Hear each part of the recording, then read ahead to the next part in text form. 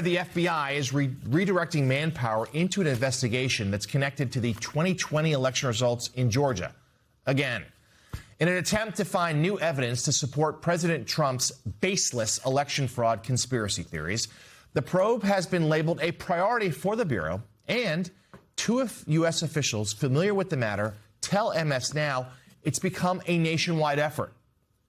Documents obtained by MS Now show that FBI leadership is authorizing intelligence analysts to work overtime on the case, including weekends and holidays. The document also shows that FBI Director Kash Patel is ordering personnel from all field offices to participate. An unclassified memo issued on Wednesday ordered all FBI field offices to immediately surge support to an FBI Atlanta priority investigation. More than 250 FBI intel officials are being moved to this probe. This comes as the Bureau pores over more than 600 boxes of seized election records taken from a Fulton County, Georgia election facility back in January. Then Director of National Intelligence Tulsi Gabbard personally went to Fulton County to oversee that raid. The FBI has declined to comment to MS Now. Let's bring in Democratic Senator Richard Blumenthal of Connecticut. He is a member of the Armed Services, Homeland Security, and Judiciary Committees. Also joining the table, we have Pulitzer Prize-winning host of Pablo Torre Finds Out, MS Now contributor Pablo Torre, MS Now's Ali Vitale, still with us as well. Thank you all. Senator, we appreciate you being here with us. So much to get to with you, but let's start with that last story.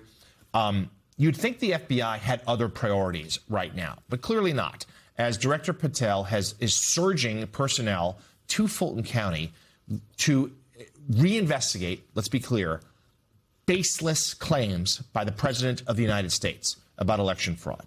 What concerns you about what they might be doing for 2020 and what they might be setting up for 26 and 28?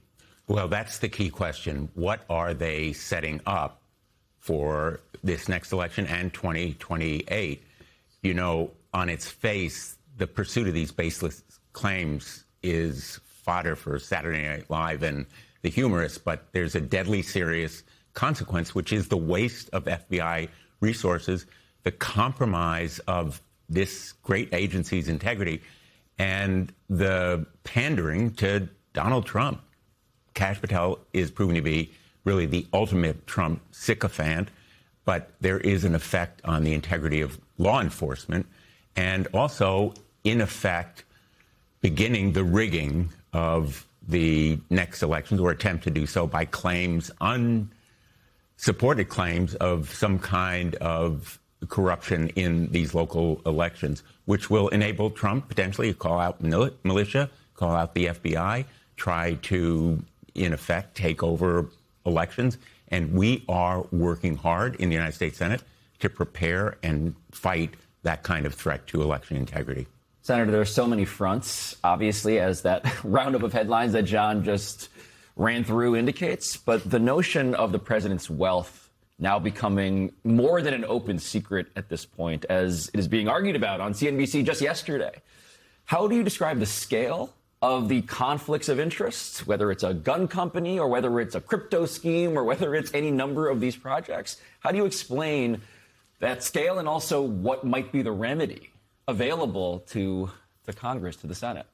The scale and scope would have been unimaginable just a couple of years ago. I mean, we're talking about the president making $2.2 billion in 1 year, 1.4 billion of it from his crypto venture, which involves investments by the Emiratis of hundreds of millions of dollars. And then, of course, all of the other crypto compromises that involve wealth to the Witkoff and Trump families.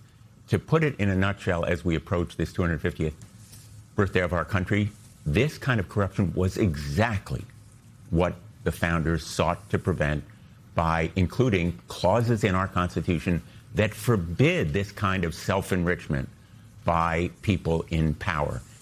And there are remedies for it. I intend to continue my investigation on the Permanent Subcommittee on Investigation.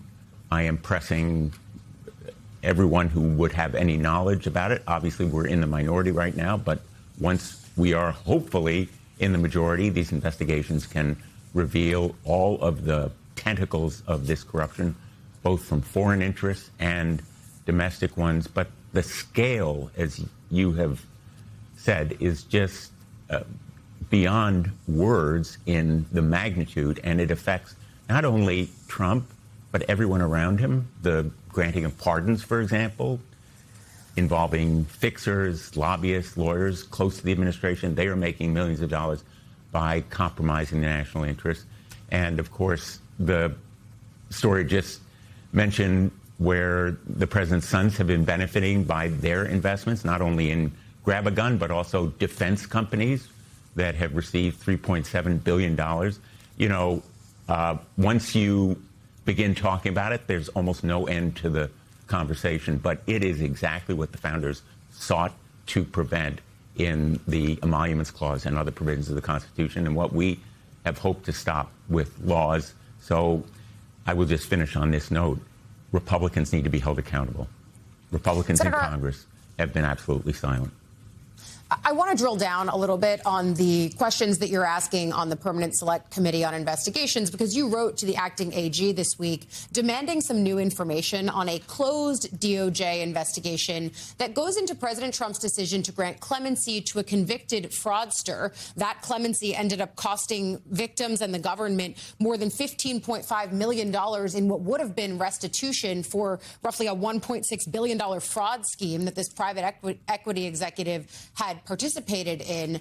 I wonder what information you're looking for from the Attorney General. And I recognize that you say it's just a letter, we're in the minority, and I think that's the right assessment.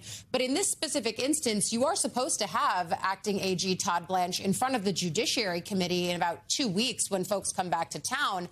And so I wonder what might he bring that could answer some of the questions that it seems you rightly have about this.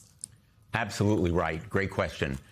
In fact, I pressed Todd Blanche when I met with him just last week, and I will press him again in the confirmation hearings for facts surrounding the apparent shutting down of an investigation that was underway in the Eastern District of New York. Top officials in the Department of Justice apparently called the U.S. attorney in the Eastern District and quashed an investigation into an improper payment for clemency. And what happened apparently is that a fraudster by the name of David Gentile, sentenced to 7 years in prison for defrauding thousands of people out of $15.5 million, as you have said, walked into prison on his first day and said he was paying $2.5 million to a priest